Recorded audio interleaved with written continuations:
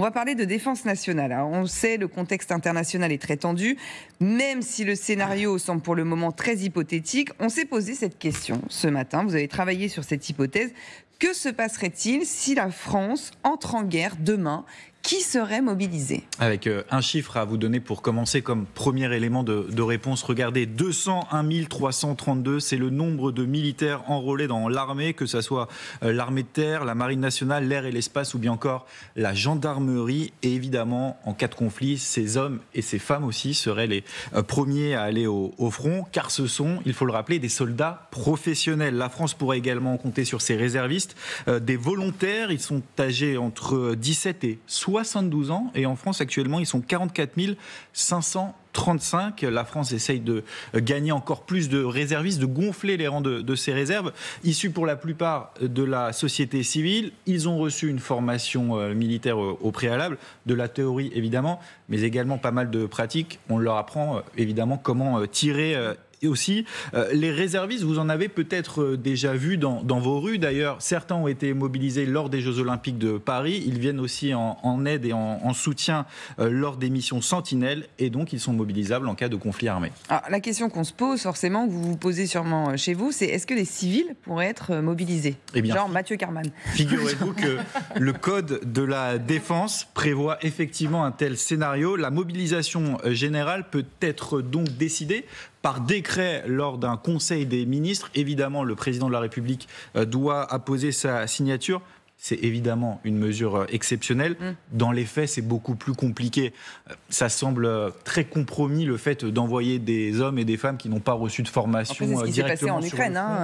C'est vrai, mais je rappelle quand même que le service militaire est suspendu depuis 1997. Il y aurait également un gros problème de logistique, puisque on devrait accueillir dans les régiments des dizaines, voire des centaines de milliers de personnes. Est-ce qu'on a les armes ? Est-ce qu'on a les équipements ? Ça, c'est moins sûr. C'est notamment pour ces raisons que la mobilisation générale n'est pas une option crédible, vous allez le voir, pour le général Chourency. Demain, il sera extrêmement difficile de mobiliser la population, qu'il y aura une mobilisation dans les entreprises, dans les administrations pour soutenir l'effort de guerre, mais la ressource humaine pour aller faire la guerre serait une autre difficulté. Je pense qu'à la date d'aujourd'hui, on aura du mal à avoir la mobilisation qu'on aurait pu avoir, par exemple, à la veille de 1940, dans les conditions de nos sociétés d'aujourd'hui.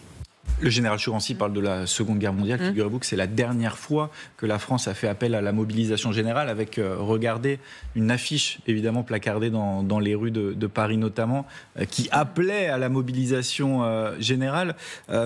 Et puis, on a eu envie de savoir également ce matin si vous, Français, vous seriez prêts à défendre la France en cas de conflit, en cas d'entrée en guerre.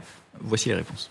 Je pense que oui, très sincèrement, je pense que je pourrais aller faire la guerre et défendre mon pays dans ce contexte qui est assez compliqué. J'aime la France, c'est un pays que j'adore, j'ai toujours vécu en France, je suis né en France. Donc c'est normal de défendre son pays et ses droits. Il faut laisser quelque chose de précieux à nos enfants, donc il faut défendre le pays.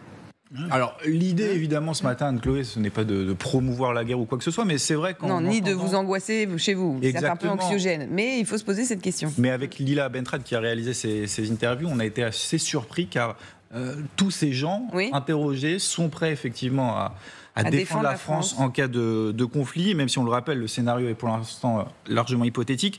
Des Français qui, selon un sondage Odoxa, seraient largement favorables à une intervention de l'armée pour faire respecter un éventuel accord de paix entre l'Ukraine et la France. En revanche, s'il fallait combattre aux côtés des Ukrainiens l'armée russe, eh bien là c'est moins favorable, seulement 25% des Français y seraient favorables.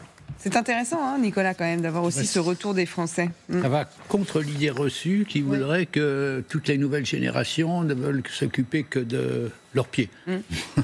C'est vrai. Merci beaucoup, en tout cas, Jordan. Merci beaucoup, Nicolas.